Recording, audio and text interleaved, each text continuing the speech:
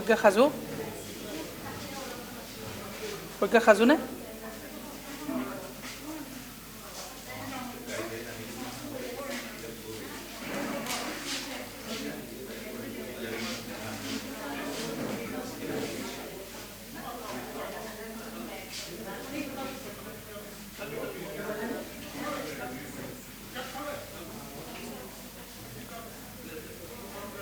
সকলোলৈকে গ্ৰন্থৰ বতৰৰ শুভেচ্ছা জনাই আজি আমি আৰম্ভ কৰিব ওলাইছোঁ প্ৰজ্ঞা পাৰমিতা বৰুৱাৰ এটা এবষ্ট্ৰেক্ট সপোনৰ পাছত গ্ৰন্থখনিৰ উন্মোচনী অনুষ্ঠান।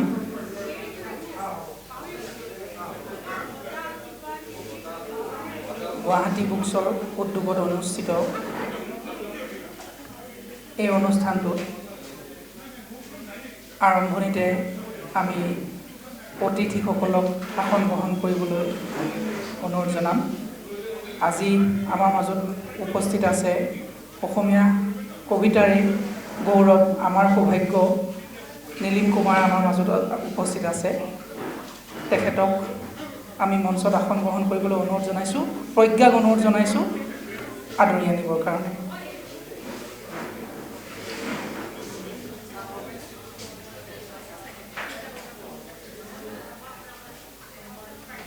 আমাৰ মাজত উপস্থিত আছে বিশিষ্ট লেখক ডক্টৰ ভৱেশ দাস ডাঙৰীয়া, তেখেতক আমাৰ মাজত উপস্থিত আছে বিশিষ্ট কবি জয়ন্ত কুমাৰ মান্তাদেৱ, তেখেতক আদৰি আনিবৰ বাবে অনুৰোধ জনাইছোঁ। আমাৰ মাজত উপস্থিত আছে বহুভাষিক কবি দিল লক্ষিন্দৰ সিং, তেখেত ইতিমধ্যে গৈছে বুলি গম পাইছোঁ।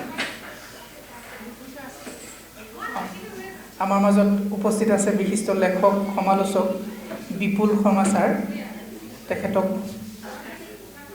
আসন গ্ৰহণ কৰিবৰ বাবে অনুৰোধ জনাইছোঁ।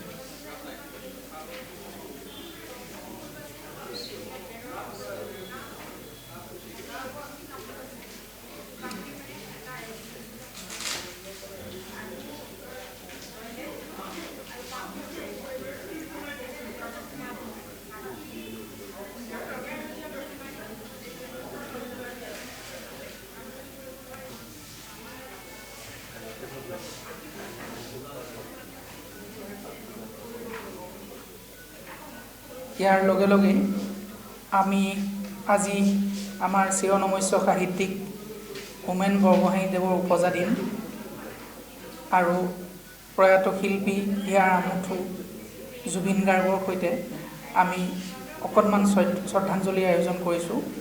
আৰু আমাৰ মাজত উপস্থিত আছে বিশিষ্ট কবি জোনমণি দাস।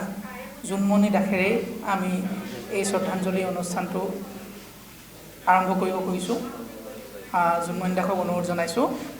আমি সকলোৱে শ্ৰদ্ধা জনাবলৈ আগবাঢ়ি আহিম মাননীয় হোমেন বৰগোহাঞিদেৱ আৰু প্ৰয়াত শিল্পী জুবিন গাৰ্গ।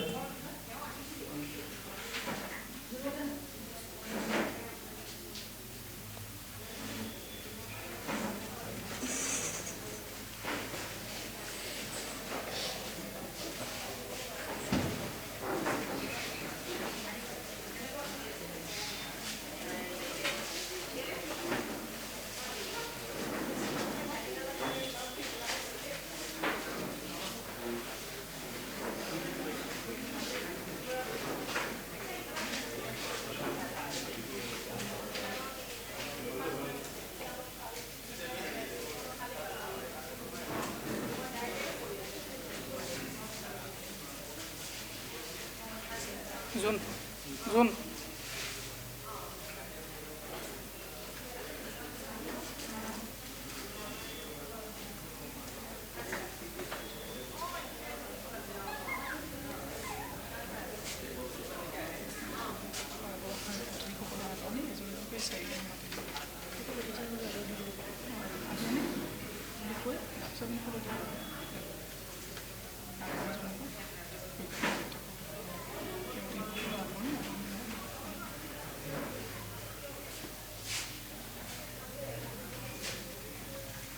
ফটো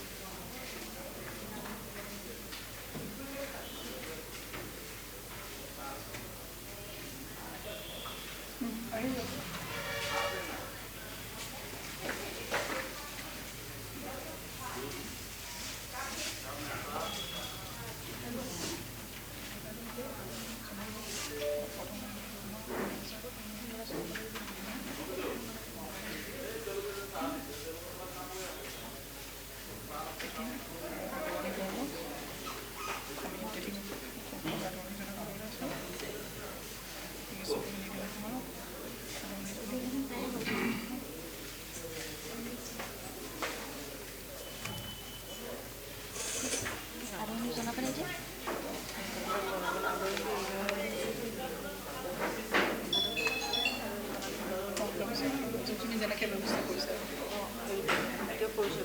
নহয় নহয় এই গামোচা পিন্ধিব বক্তব্যটো দিবা আগে আদৰণি দিব ৰ'ব মই সিহঁতক লৈ আহোঁ একেবাৰে এখন প্ৰতিনিধিসকলক আত্মগ্ৰহণ কৰিব আমাৰ সভাত উপস্থিত অতিথিসকলক আসন গ্ৰহণ কৰিবলৈ অনুৰোধ জনালোঁ। বিপুল শৰ্মা ছাৰ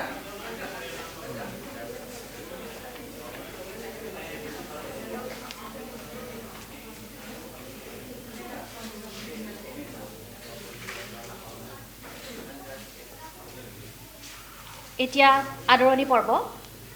সভাত উপস্থিত সকলো আমাৰ ব্যক্তিসকলক আদৰণি জনাব প্ৰজ্ঞা পাৰমিতাই। প্ৰথমতে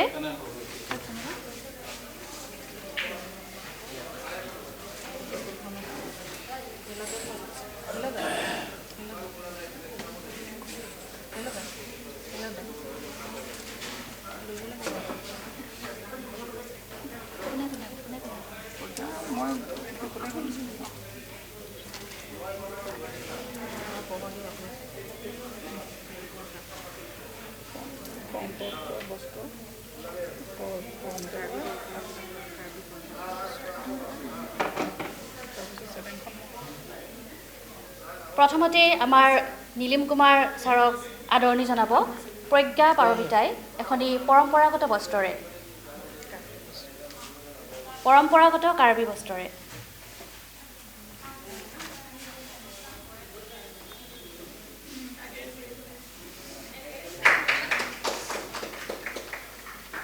এখনি চেলেং চাদৰেৰে আদৰণি জনাব নীলাভ সৌৰভে।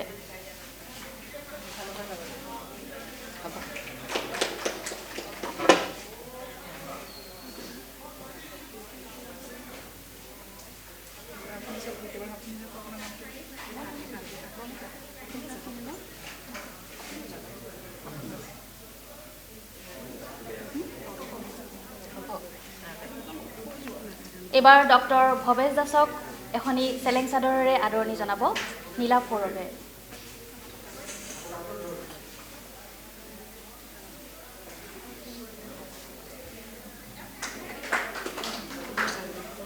এইবাৰ এখনি পৰম্পৰাগত কাৰ্বি বস্ত্ৰৰে ভৱেশ দাসক আদৰণি জনাব তৃষা হাজৰিকাই।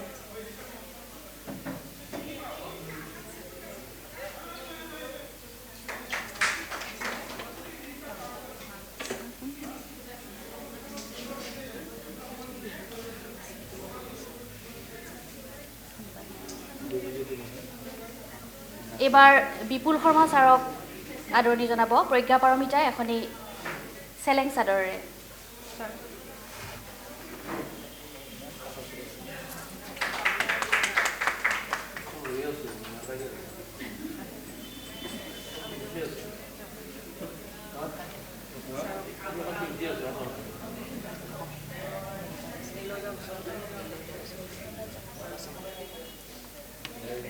বিপুল শৰ্মা ছাৰক পুনৰ আদৰণি জনাব মেলজা বসুমতাৰীয়ে এখন পৰম্পৰাগত কাৰ্বি বস্ত্ৰৰে।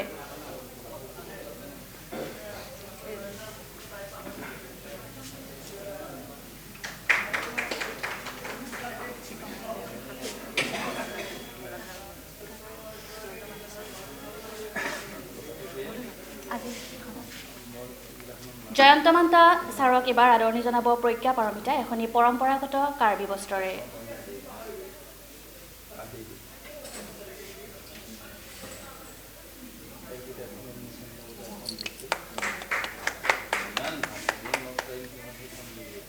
জয়ন্ত মাতা ছাৰক পুনৰ আদৰণি জনাব নীলাভ সৌৰভে এখনি চেলেং চাদৰেৰে। আমাৰ আদৰণি পৰ্ব ইমানেই।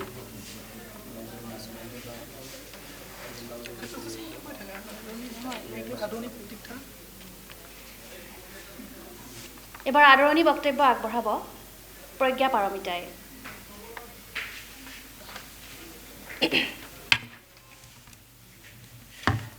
নমস্কাৰ।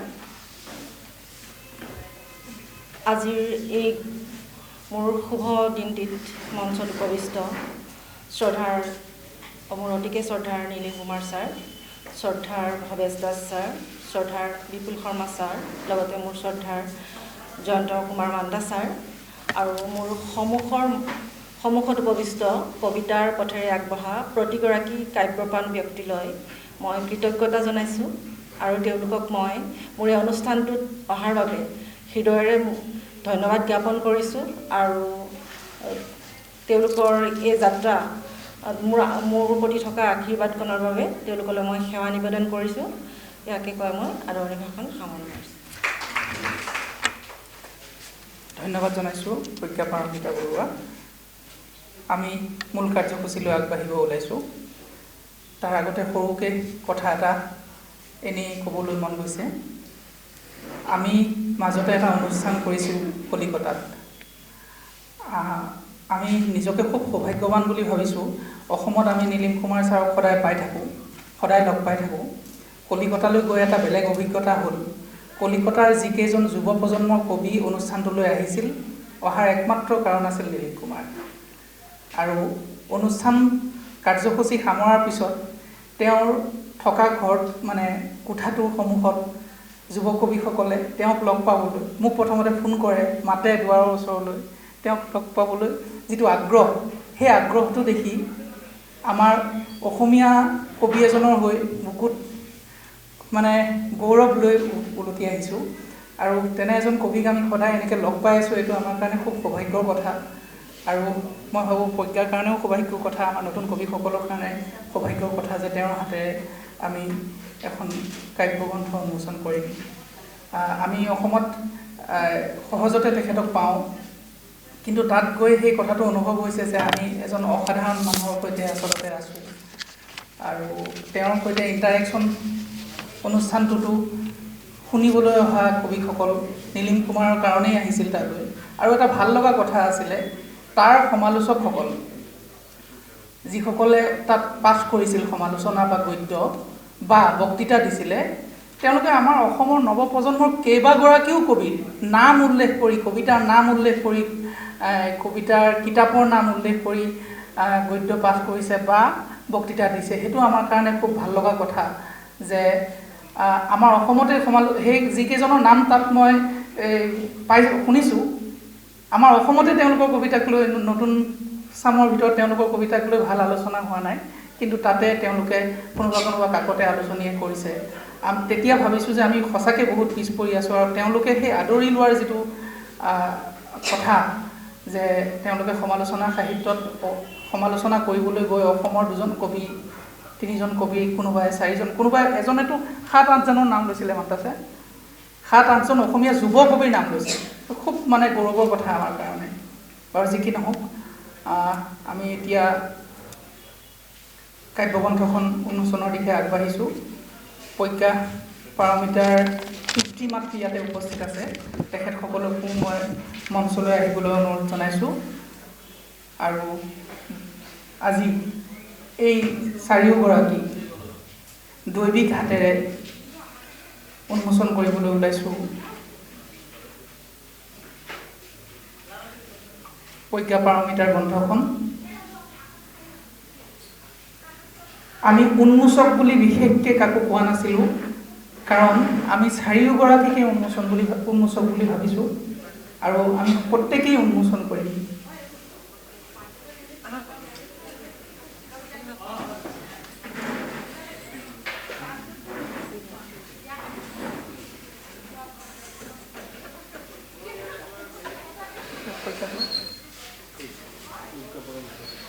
প্ৰজ্ঞা পাৰমিতাৰ পিতৃ মাতৃ মই মঞ্চলৈ আহিবলৈ অনুৰোধ জনাইছোঁ।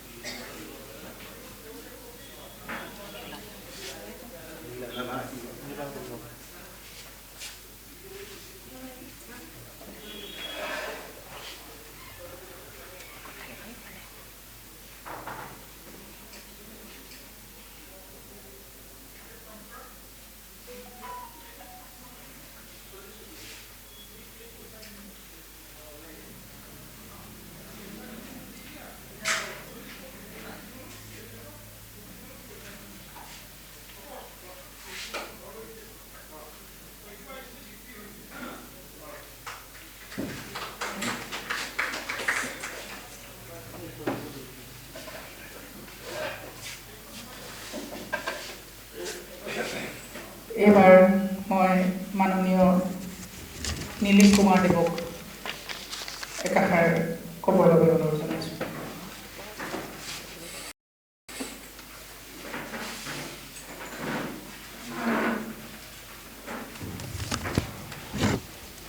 মঞ্চত উপস্থিত শ্ৰদ্ধেয় ভৱেশ দাস ডাঙৰীয়া,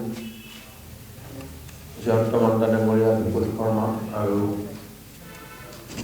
উপস্থিত কবিতা অনুৰাগী সুধীবৃন্দ আৰু সুৰক্ষা পাৰমিতা,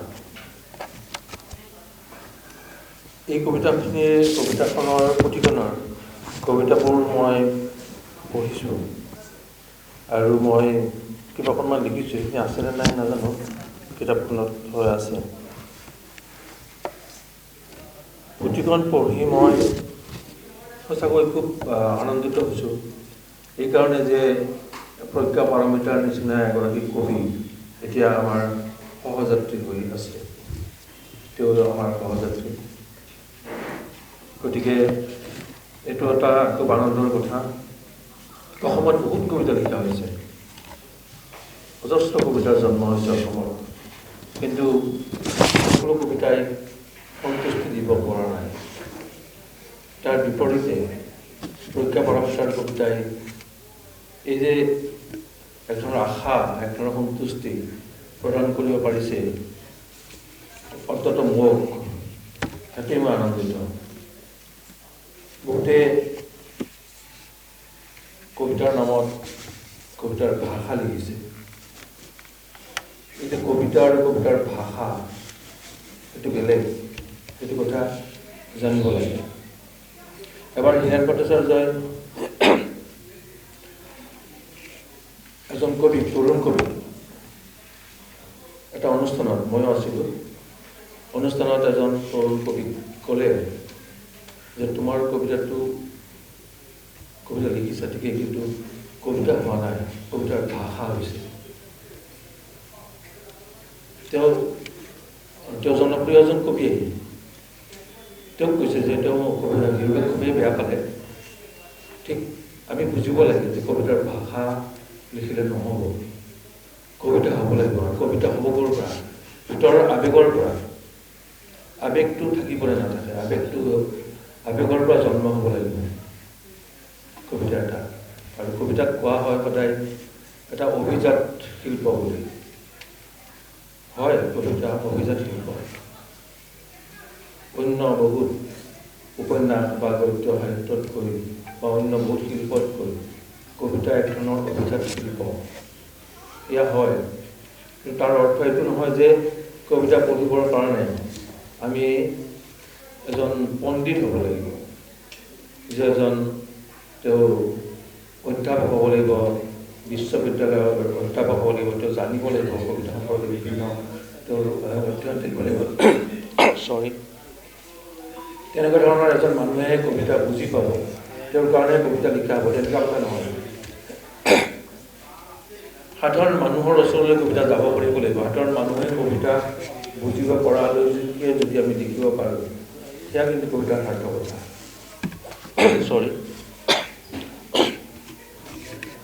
গতিকে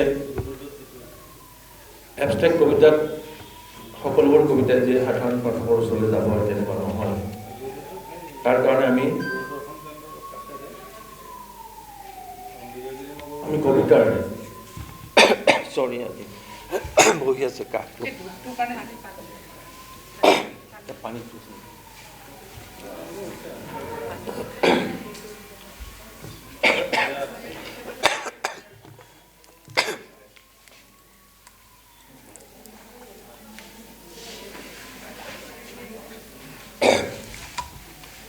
গতিকে প্ৰজ্ঞা পাৰমিতাৰ কবিতাবোৰৰ ওচৰ চাপিবলৈ আমি অলপ পঢ়িব লাগিব। কিছুমান কবিতা এবাৰ পঢ়িলে নহয়গৈ। এটা কবিতা বুজিবৰ চেষ্টা কৰাতকৈ, এটা কবিতা আমি বহুতে ভাবোঁ যে কবিতাটো একো নুবুজিলোঁ, কবিতা একো নুবুজা মানে কবিতাটো বেয়া কবিতা, তেনেকুৱা নহয়। আমি নীলমণি ফুকনৰ কিমান কবিতাটো বুজি পাওঁ, নীলমণি ফুকনৰ কিমান কবিতা বুজি পাওঁ, অজিত বৰুৱাৰ কিমান কবিতা বুজি পাওঁ। বহুত ডাঙৰ ডাঙৰ কবিৰ কবিতা আমি একো বুজি নাপাওঁ। কবিতা বুজি পাব নালাগে, কবিতা ভাল পাব লাগে। প্ৰথম কথা হ'ল কবিতাটো ভাল পাব লাগিব। আমি এজন মানুহক প্ৰথমতে বুজি পোৱাৰ আগতে এজন মানুহক ভাল পাব লাগিব। এগৰাকী নাৰীক আমি প্ৰথম দৃষ্টিত ভাল পাব লাগিব। ভাল পোৱাটোৱে প্ৰথম কথা। তাৰপিছতে আমি তেওঁক বুজিম তেওঁৰ কি কথা কি বতৰা, বা এজন নাৰীয়ে এজন পুৰুষক প্ৰথম কথা ভাল পাব লাগিব, তাৰপিছতে বুজাৰ প্ৰশ্নটো আহে। কবিতাও ঠিক তেনেকুৱা। পাঠকে কবিতাটো ভাল পাব লাগিব, তাৰপিছত কবিতাটো বুজাৰ ওচৰলৈ সেইটো যাত্ৰা আৰম্ভ হ'ব। গতিকে প্ৰজ্ঞাপাৰমিতাৰ কবিতাও মানুহে বুজক, এনেধৰণে ভাল পাওক। ভাল পোৱাটো প্ৰধান কথা। এটা এবষ্ট্ৰেক্ট সপোনৰ পাছত কবিতাবোৰত বহুত এবষ্ট্ৰেক্ট কথাবোৰ আছে। এবষ্ট্ৰেক্ট কথাবোৰ আমি ইতিমধ্যে বুজা হৈছোঁ। আমি এবষ্ট্ৰেক্ট ধাৰণাটো আমাৰ কেতিয়াবাই বহুত পুৰণা ধাৰণা এটা, সেইবোৰ এতিয়া আমি নিশ্চয় বুজি পোৱা হৈছোঁ। বহুত নতুন নতুন কথা আমি এতিয়া আধুনিক সাহিত্যৰ বিভিন্ন কথা আমি নিশ্চয় বুজি পোৱা হৈছোঁ। সেই আধুনিকতা বোধ, মই অলপ দেখিছোঁ আধুনিকতা বোধটো আমাৰ জন্ম হৈছে নে নাই? আমাৰ অসমত কিন্তু অজস্ৰ কবি আছে, কিন্তু আধুনিক নহয়। আধুনিক বোধৰ জন্ম হোৱা নাই। সেইকাৰণে আধুনিক ভাষাটো সেইকাৰণে আমি এটা ভাষা লিখি আছোঁ। এই যে আধুনিক ভাষা বা ভাষা এটা লিখি আছোঁ, সেইটো আধুনিকতা বোধ নথকাৰ কাৰণে এই ভাষাটো লিখি আছোঁ। কবিতাক লৈ যে আমি এটা ভাষা লিখি আছোঁ, সেই বোধৰ জন্ম হোৱা নাই কাৰণে আমি সেই ভাষাটো লিখি লৈ থাকিব পাৰিছোঁ। কৈছে আধুনিক সময়ত জন্মগ্ৰহণ কৰিলেই আধুনিকতা বোধটো জন্ম নহয়। তাৰ কাৰণে এটা জ্ঞান বোধটো জন্ম হোৱাৰ কাৰণে আমি সময়ক অধ্যয়ন কৰিব লাগিব, সময়ৰ বিষয়ে জানিব লাগিব, সেই সময়ৰ মৰ্মটো জানিব লাগিব, সময়ৰ তেজ মঙহৰ চলাচল আমি জানিব লাগিব। গতিকে বিশ্ব সংস্কৃতি, বিশ্বৰ বিভিন্ন কথা, অৰ্থনৈতিক ব্যৱস্থাৰ পৰা আদি কৰি বিভিন্ন কথাবোৰ আমি অনুধাৱন কৰিব পাৰিব লাগিব। তেতিয়া সেইবোৰৰ মাজেৰে এটা আধুনিকতা বোধ জন্ম হ'ব। গতিকে আধুনিক কবিতাৰ কাৰণে সেই আধুনিকতা বোধ লাগিব, আৰু তাৰপিছত এবষ্ট্ৰেক্ট কথাবোৰ নিশ্চয় আহিব। গতিকে বিশেষ কথা নকওঁ, যেনেকৈ আমি গছ পাত ফল মূল আদি দেখি এজোপা গছক আমি চিনাক্তকৰণ কৰিব পাৰোঁ। এজোপা গছ চিনাক্তকৰণ কৰিবৰ কাৰণে আমি এজোপা গছৰ পাত দেখা পাই, এইজোপা শেৱালি গছ, এইজোপা আহঁতৰ গছ, পাতটো দেখা পাই আমি গম পাওঁ এজোপা আহঁতৰ পাত, আহঁত গছ। ঠিক তেনেকৈ ভাষা, প্ৰজ্ঞাপাৰমিতাৰ এই ভাষা আমি পঢ়ি তাৰ ভাষাৰ মাজেৰে আমি প্ৰাজ্ঞাপাৰমিতাৰ আমি চিন্তনৰ ওচৰলৈ যাব পাৰিম। চিন্তনটো আচলতে কেনেকুৱা। গতিকে বিশেষ নকওঁ, মই কিবা কিবি লিখিছোঁ, সেইখিনি মই পঢ়ি শুনাই দিওঁ আপোনালোকক। সেইখিনিয়ে মোৰ ক'বলগীয়া তেওঁৰ কবিতাৰ সম্পৰ্কে। কবিতা পুথিখনৰ পাণ্ডুলিপিটোৰ কেইটামান কবিতা পঢ়ি থাকোঁতে সঁচাকৈয়ে মোৰ চিৰাচৰিত কল্পনাৰ পথবোৰ মচি আগবাঢ়িবলগীয়া হৈছিল। ইয়াৰ আগতে কোনোবা অসমীয়া কবিৰ কবিতাত এবষ্ট্ৰেক্ট প্ৰধান চিন্তা বা শৈলী দেখা পালেও প্ৰজ্ঞাপাৰমিতা বৰুৱাৰ নিচিনাকৈ এখন কবিতা পুথিতে ইমানবোৰ এবষ্ট্ৰেক্ট কবিতাৰ সমাহাৰ দেখা নাছিলোঁ। প্ৰজ্ঞাপাৰমিতা বৰুৱাৰ এই এবষ্ট্ৰেক্ট চিত্ৰকল্পসমূহ কিন্তু এক শৈলী মাথোন নহয়, তাত আছে গভীৰ চিন্তন। এই এবষ্ট্ৰেক্ট চিত্ৰকল্পসমূহে আমাৰ চেতনাক এনেকৈ জোকাৰি যায় যে আমি কঠিন বাস্তৱৰ মুখামুখি হৈ নিজকে চিকুটি চাব লগা হয়। চিত্ৰবোৰে এনে কিছুমান তীব্ৰ শ্লেষ আৰু আইৰণীয় সৃষ্টি কৰে যে মোৰ এনে লাগে মই ভাঙি চিঙি প্ৰৱেশ কৰিছোঁ মোৰ ভিতৰৰ অস্থিৰ পৰিৱৰ্তনশীল কম্পিত বাস্তৱক ৰূপায়িত কৰিবৰ বাবেই প্ৰজ্ঞাপাৰমিতাই এই এবষ্ট্ৰেক্ট আংগিক শৈলী আৰু ভাষ্য আমাৰ সন্মুখত ইমান প্ৰজ্জ্বলভাৱে দাঙি ধৰিছে নিশ্চয়। আশা কৰোঁ সকলো পাঠকে পুথিখন পঢ়ি মুগ্ধ নোহোৱাকৈ নাথাকে। মই বিচাৰোঁ নতুন কবিসকলে পুথিখন পঢ়ক, উপলব্ধি কৰক সাংঘিক ভাষা আৰু কবিতাৰ মৰ্ম। ইমানখিনিয়ে মোৰ ক'বলৈ যাম। আৰু প্ৰজ্ঞা পাৰমিতাৰ আৰু লিখি আগবাঢ়ি যাওক আৰু আমি তেওঁৰ সহযাত্ৰী হৈ থাকিম।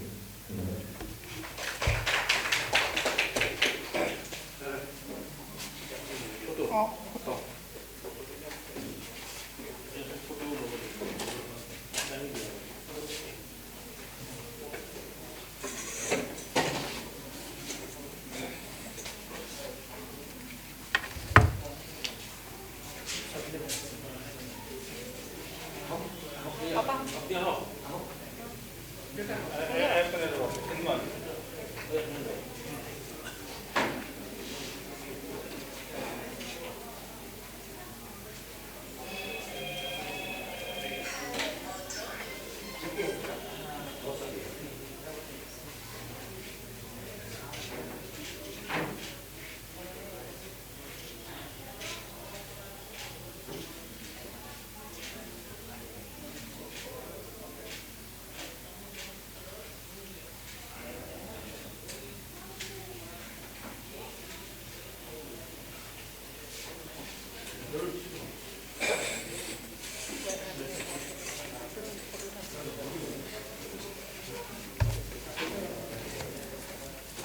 এইবাৰ আমি শুনিম এগৰাকী কাব্য। আজি এই সভাত উন্মোচন কৰিম। উন্মোচনৰ প্ৰাক মুহূৰ্তত আমি মঞ্চখন সজাই ল'ব বিচাৰিছোঁ। আমি আমন্ত্ৰণ জনাই আনিছোঁ বহুকেইগৰাকী বিভিন্ন ক্ষেত্ৰৰ প্ৰতিষ্ঠিত ব্যক্তি। কাৰণ এখন গ্ৰন্থৰ আঁৰত বহুতো কথা থাকে। গ্ৰন্থখনক সমালোচনা কৰিবলৈ, গ্ৰন্থখনক উৎসাহ যোগাবলৈ, যাৰ আলম লৈ এগৰাকী লেখক বা লেখিকাই উৎসাহ পায় তেখেতৰ পৰৱৰ্তী গ্ৰন্থ এখন লিখিবলৈ।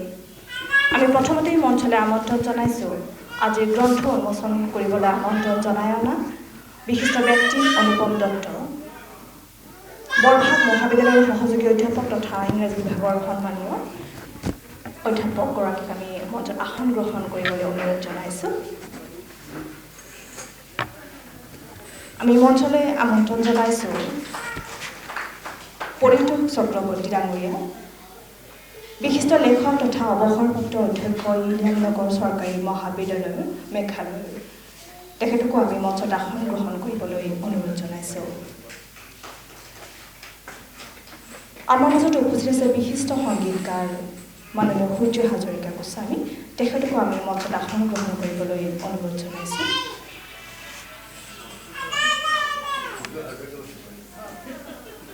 আমাৰ মাজত উপস্থিত আছে বিশিষ্ট লেখক গুণজ্যোতি গগৈ ডাঙৰীয়া। তেখেতকো আমি আসন গ্ৰহণ কৰিবলৈ অনুৰোধ জনাইছোঁ।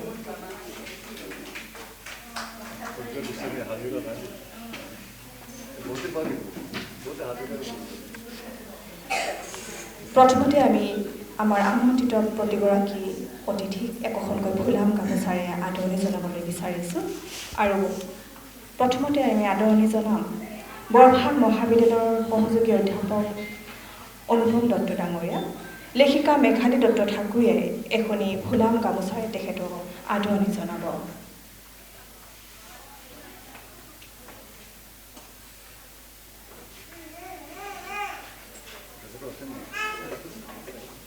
এয়া অনুপম দত্ত ডাঙৰীয়া।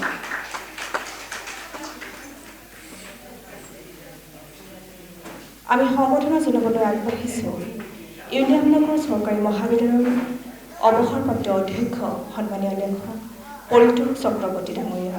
তেখেতকো আমি এখনি ফুলাম গামোচাৰে আদৰণি জনাবলৈ বিচাৰিছোঁ।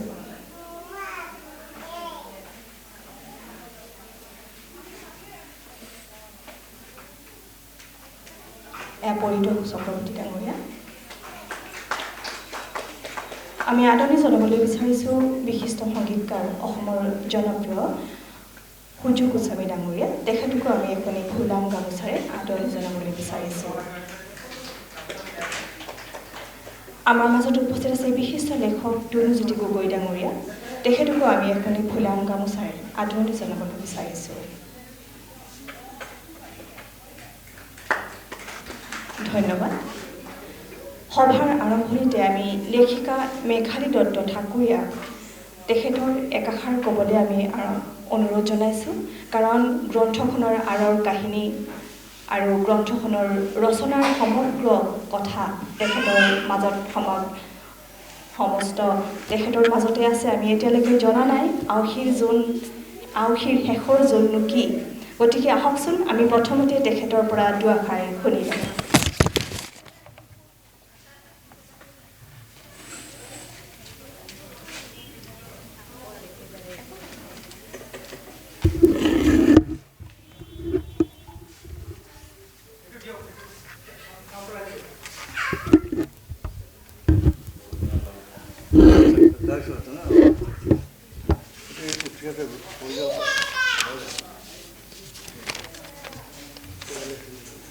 মোৰ এনে বেছি খোৱা এনেকৈ অভ্যাস নাই, কিবা ভুল ভ্ৰান্তি হ'লে ক্ষমা কৰি দিব। প্ৰথমতে আজিৰ গ্ৰন্থ উন্মোচনী সভাত উপস্থিত থকা শ্ৰদ্ধাৰ পৰিতোষ চক্ৰৱৰ্তীদেৱ, তুনুজ্যোতি গগৈদেৱ, অনুপম দত্ত আৰু শ্ৰী সূৰ্য গোস্বামীদেৱৰ আন্তৰিক অভিনন্দন জনালোঁ।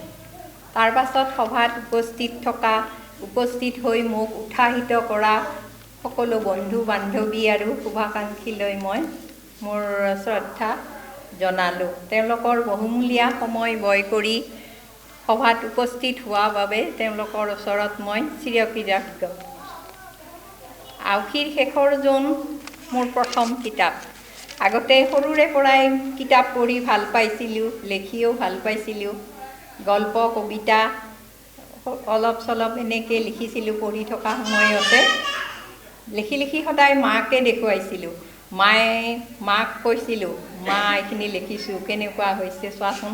মায়ে আৰু কয়, তোৰ হাতখন ভাল দে, লিখি থাক, সেইবুলি কয়। লিখি থাকোঁ, সেয়াই আৰম্ভণি।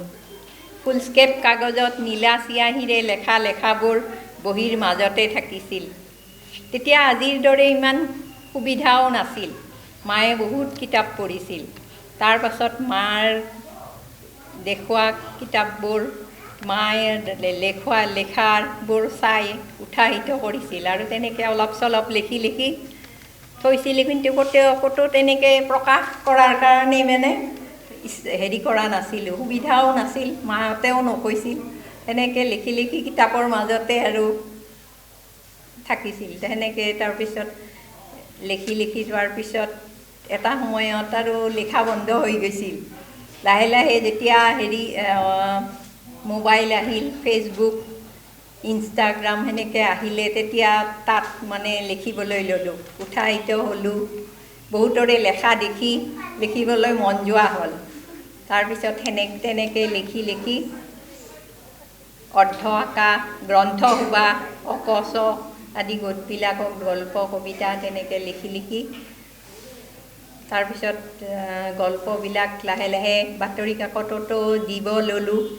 আমাৰ অসম দৈনিক বাতৰি, জনমভূমি, আইনা জীৱনৰ অন্য যুগ আদি আলোচনীবিলাকত প্ৰকাশ হওঁতে আৰু মনটো অলপ উৎসাহিত হয়। এনেকৈ লেখা এটা নিচা পৰিণত হ'ল।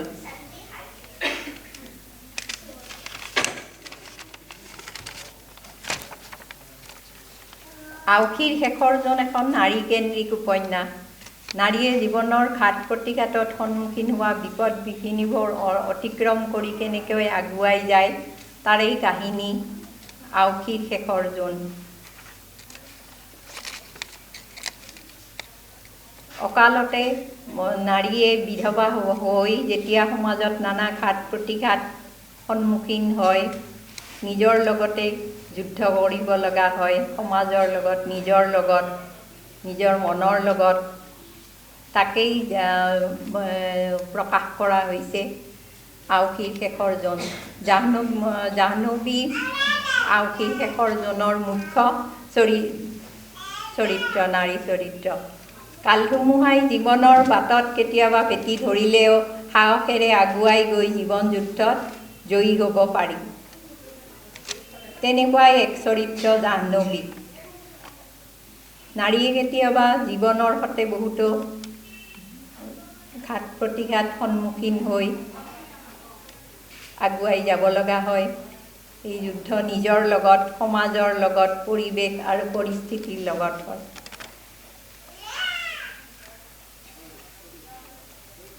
এইখন মোৰ প্ৰথম উপন্যাস হিচাপে কিমান দূৰ সফল হ'লোঁ সেয়া আপোনালোকে পঢ়ি ক'ব পাৰিব। উপন্যাস কিমান দূৰ সফল হয় ভুল শুদ্ধ সমালোচনাৰে আগুৱাই যাবলৈ সহায় কৰিব বুলি আশা কৰিলোঁ।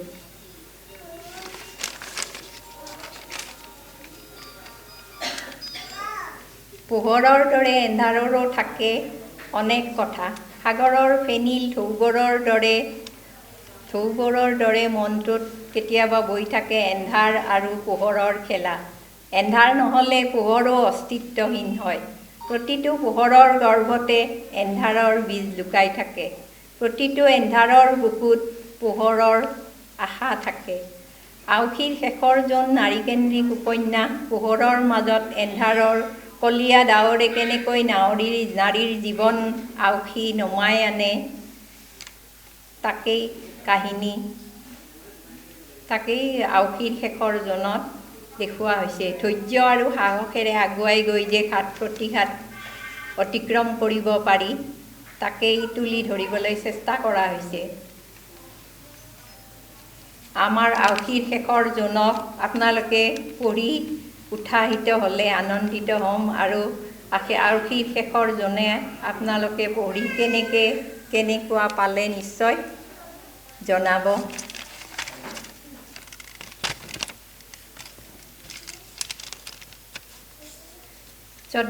মোৰ উপন্যাসৰ যাত্ৰাত শ্ৰদ্ধাৰ টুনজ্যোতি গগৈদেৱৰ সহযোগিতা সদায় মনত থাকিব। তেখেতৰ উৎসাহ আগতে মই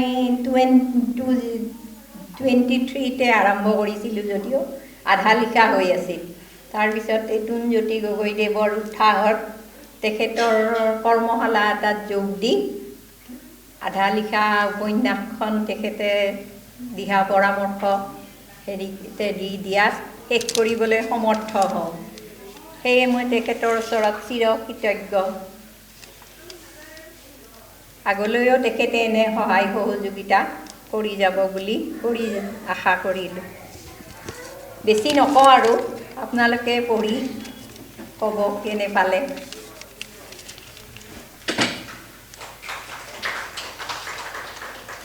লেখিকালৈ আমি আন্তৰিক ধন্যবাদ জ্ঞাপন কৰিছোঁ। আচলতে কলমটোৰ সৃষ্টিৰাজিক আমি সন্মান জনাবলৈ লাগে প্ৰত্যেকে। কি লিখিছে ডাঙৰ কথা নহয়, লিখিব যে পাৰিছে, মনৰ ভাৱ যে প্ৰকাশ কৰিছে সেয়াই ডাঙৰ কথা। কাৰণ কোনোবাই বিৰাট সাহিত্যিক এজন হ'বলৈ কোনেও নিলিখে। সকলোৱে মনৰ তাগিদাখিনিক, মনৰ সাহসখিনিক কলমৰ মাধ্যমেৰে প্ৰকাশ কৰে আৰু সেয়া আমি প্ৰকাশ কৰা উচিত। সাহিত্য হয় নে নহয় সেয়া পিছত বিচাৰ হ'ব, কিন্তু আমি যে প্ৰকাশ কৰিবলৈ আগবাঢ়িছোঁ সেয়াই আমাৰ বাবে বহুত। গতিকে মই মেঘালী দত্ত ডাঙৰীয়ালৈ আন্তৰিক ধন্যবাদ জ্ঞাপন কৰিছোঁ আৰু আমি উন্মোচনৰ সেই শুভ মুহূৰ্তলৈ আগবাঢ়িছোঁ। কিতাপখন উন্মোচন কৰিব, কিতাপখনৰ কেইটামান কপি আগবঢ়াই দিয়ক।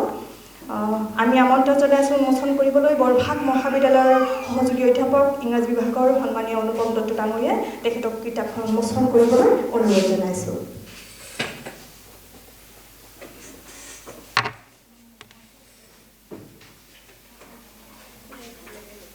আপুনি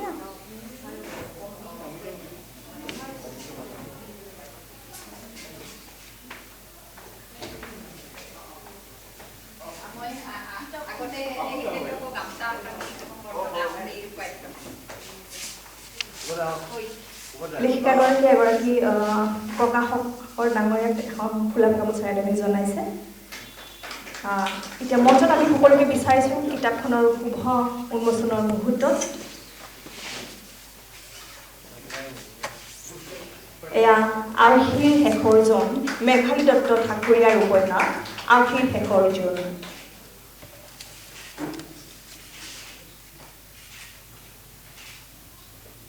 আৰু উন্মোচক ডাঙৰীয়াক তেখেতৰ দুআষাৰ ক'বলৈ আমি অনুৰোধ জনাইছোঁ।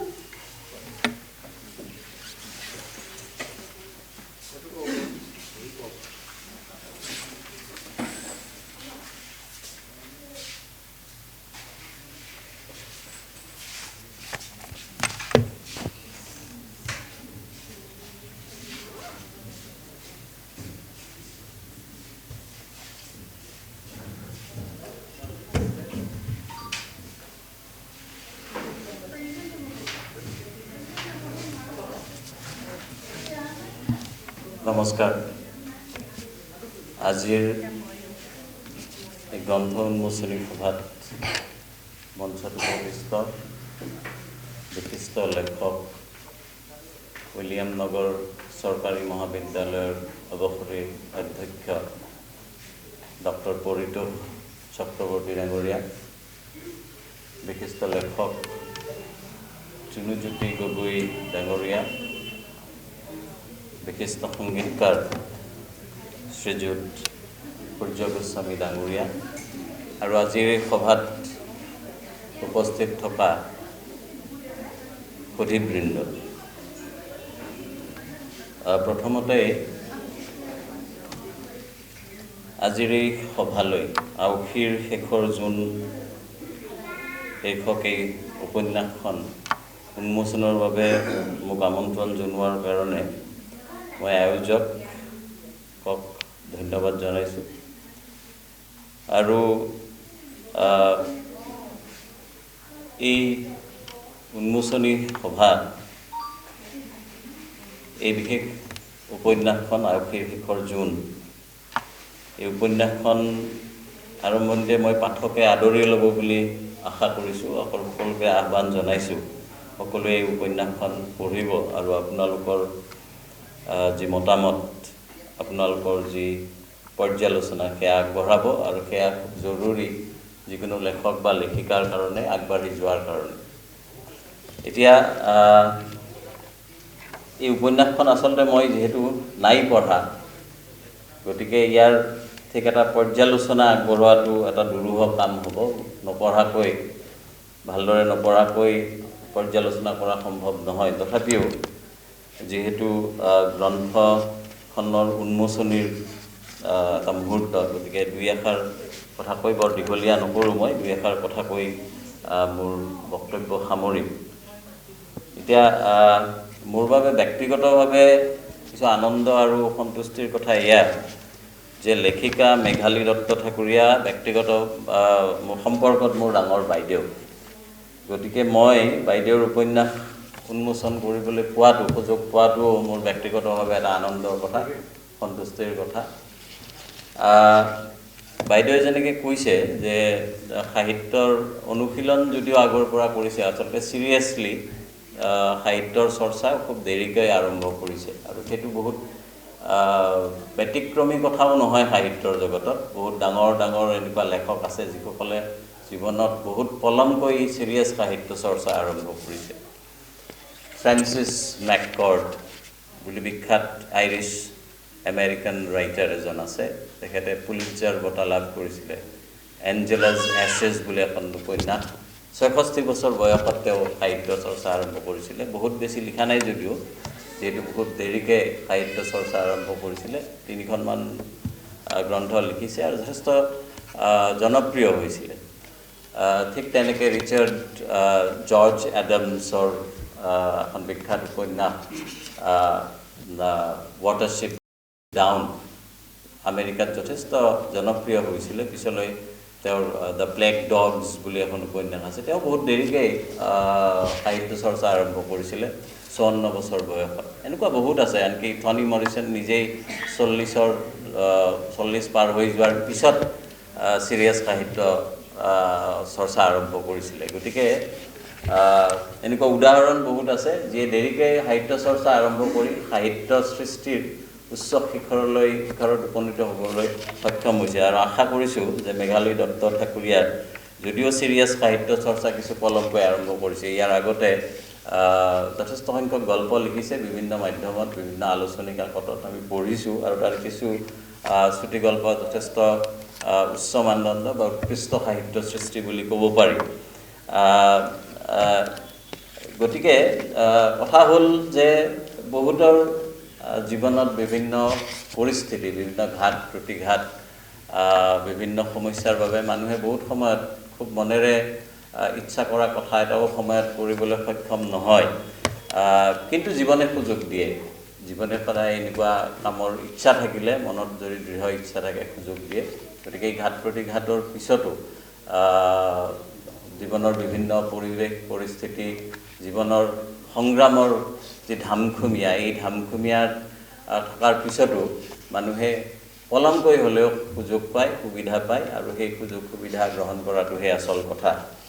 এতিয়া কথাটো হ'ল যে আচলতে জীৱনৰ যি সংগ্ৰাম, জীৱনৰ যি ঘাত প্ৰতিঘাত, সেইবিলাকেই আমাক সাহিত্য সৃষ্টিৰ সমল যোগান ধৰে, আৰু সেই সমলবিলাক লৈ আমি সাহিত্য সৃষ্টি কৰোঁ। আমি অকল সাহিত্য বুলি নহয়, যিকোনো কলাত্মক সৃষ্টিৰে জীৱনৰ অভিজ্ঞতা, জীৱনৰ ঘাত প্ৰতিঘাত, জীৱন সংগ্ৰামে আচলতে সমলৰ যোগান ধৰে। যদিওবা এই সাহিত্যৰ যেতিয়া এই ৰূপ পায়, সি অকল অত্যন্ত নিতান্তই অনিবাৰ্যভাৱে নিতান্তই ব্যক্তিগত আৱেগ অনুভূতিৰ মাজতেই সীমাবদ্ধ হৈ নাথাকে। সেই ব্যক্তিগত আৱেগ অনুভূতি এক সাৰ্বজনীন স্তৰলৈ সি উন্নীত হয়, আৰু এই সাৰ্বজনীন মূল্য, সাৰ্বজনীনতা অৰ্জন কৰে। অৰ্থাৎ সাহিত্য যদিও ব্যক্তিগত আৱেগ অনুভূতি, ঘাত প্ৰতিঘাতৰ মাজেৰে পোৱা অভিজ্ঞতাৰ সমল হিচাপে সাহিত্যত ব্যৱহাৰ কৰা হয়, তথাপিও সেয়া নিতান্তই ব্যক্তিগত আৱেগ অনুভূতিৰ মাজতে সীমাবদ্ধ হৈ নাথাকে। এই যেতিয়া সাহিত্যৰ ৰূপ লয়, সি এটা সাৰ্বজনীনতা অৰ্জন কৰে, এক সাৰ্বজনীন মূল্য সি লাভ কৰে। আৰু আমি আশা কৰিছোঁ যে এই উপন্যাসখনো তেনেকুৱা এটা মাত্ৰা লাভ কৰিবলৈ সক্ষম হ'ব। মই মাত্ৰ 2-4টা পৃষ্ঠা ওপৰে পঢ়িবলৈ পাইছোঁ। বাইদেৱে হোৱাটছএপত দিছিলে, গোটেই উপন্যাসখনৰ 3টা নে 4টা পৃষ্ঠা দিছে, আৰু তাৰ পৰাই মই 2-এটা কথা এই গ্ৰন্থখনৰ বিষয়ে ক'ব বিচাৰিছোঁ। প্ৰথমতে ইয়াৰ যিটো শিৰোনাম, ইয়াৰ যিটো নাম, আউসীৰ শেষৰ জোন, এই নামটোত এটা কাব্যিকতা আছে, এটা পয়েটিক এপিল এটা আছে, আউসীৰ শেষৰ জোন। আচলতে গোটেই উপন্যাসখন নপঢ়াকৈ গোটেই নামটো চোৱাৰ লগে লগে ই যেনিবা এটা কল্পচিত্ৰৰ ৰূপ লৈছে। আউসীৰ শেষৰ জোন এই নামটোৱে এটা কল্পচিত্ৰৰ ৰূপ লোৱা বুলি ক'ব পাৰি, আৰু পাঠকৰ দৃষ্টিত ই এটা কল্পচিত্ৰ ৰূপে উদ্ভাসিত হ'ব যেন মোৰ অনুভৱ হৈছে। ইয়াৰ যিটো তাৎপৰ্য, আউসী আৰু জোন, অৰ্থাৎ এন্ধাৰ আৰু পোহৰ, এন্ধাৰ আৰু পোহৰৰ যিটো স্বাভাৱিক বিৰোধাভাস, অথচ এন্ধাৰ আৰু পোহৰৰ যিটো এৰাব নোৱাৰা সম্বন্ধ বা এৰাব নোৱাৰা সম্পৰ্ক, সেই সম্পৰ্কটোৱে আচলতে মানুহৰ জীৱনবোধৰ যিটো অনিবাৰ্য অনুভৱ, সেই অনুভৱ আমাক দিয়ে। গতিকে ভিতৰলৈ নোযোৱাকৈ এই নামটোৰ এটা বিশেষ তাৎপৰ্য থকা যেন লাগিছে। ইয়াৰ কাব্যিকতাৰ উপৰিও জীৱন সম্পৰ্কে যি এটা ষ্টেটমেণ্ট, এইটো এটা উক্তি, সেই উক্তিটো মই ভাবিছোঁ যে নামটো খুব ভাল লগা হৈছে। দ্বিতীয়তে, প্ৰথম যিটো অধ্যায়, এই অধ্যায়ৰ সাধাৰণতে কি হয়, যেতিয়া এখন উপন্যাস পাঠকে পঢ়িবলৈ আৰম্ভ কৰে, উপন্যাসখনে আৰম্ভণিৰ পৰাই পাঠকৰ যি মনোযোগ, সেই মনোযোগটো ধৰি ৰাখিব পাৰিব লাগে। গতিকে চেনচেশ্যনেলাইজ নকৰাকৈ ধৰি ৰাখিব পাৰিব লাগে, তেতিয়াহে পাঠকৰ যিটো পঠনৰ অভিজ্ঞতা, সেই পঠনৰ অভিজ্ঞতাটো বিৰক্তিকৰ নহয়, ই সুখকৰ হয়, আৰু এখন সুখপাঠ্য এখন গ্ৰন্থ হয়গৈ।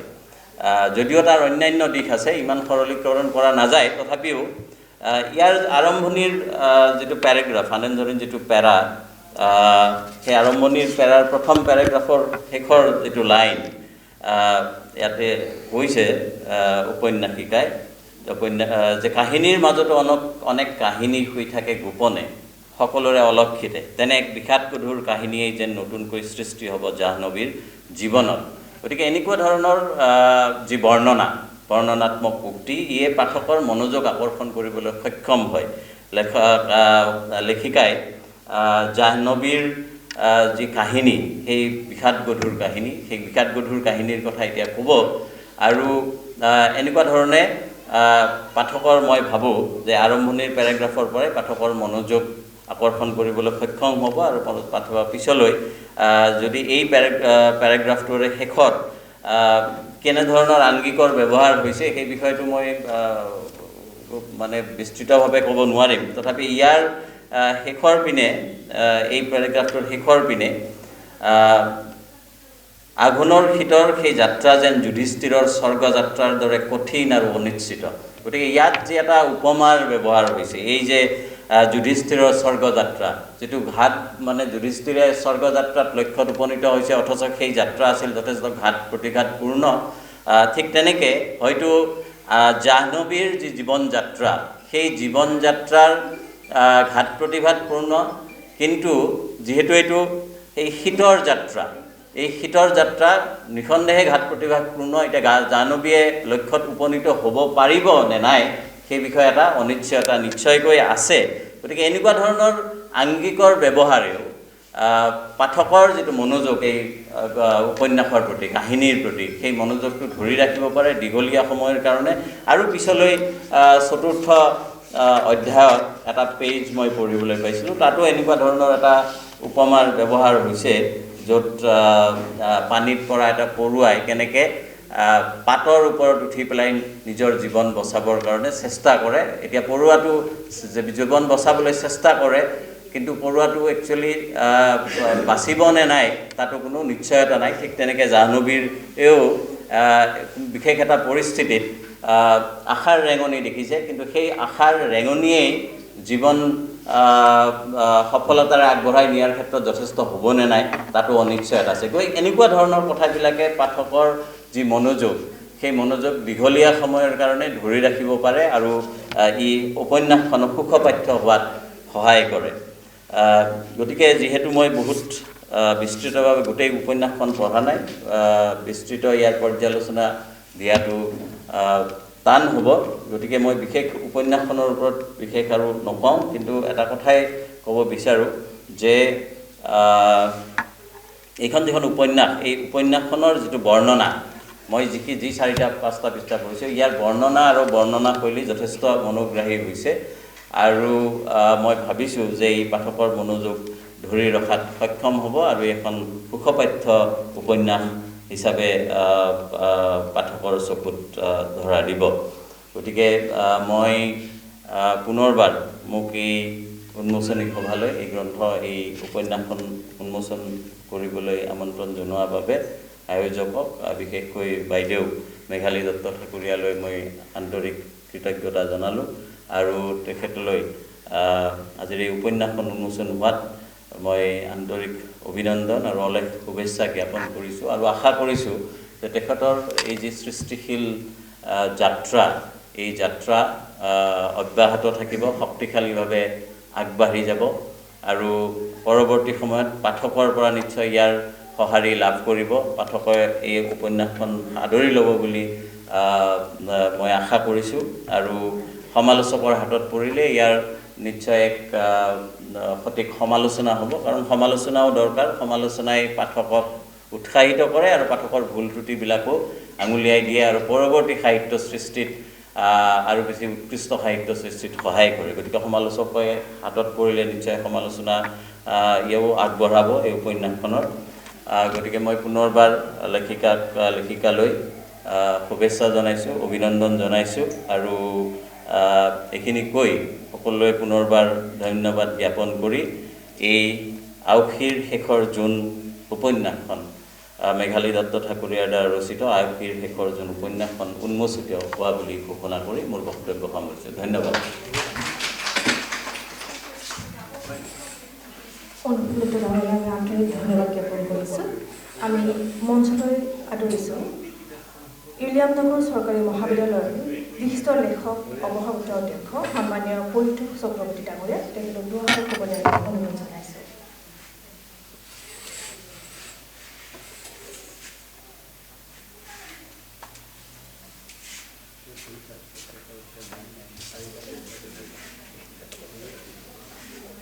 আউসীৰ শেষৰ জোন উপন্যাস মেঘালী দত্ত ঠাকুৰীয়াৰ উন্মোচনী সভাত উপস্থিত সন্মানীয়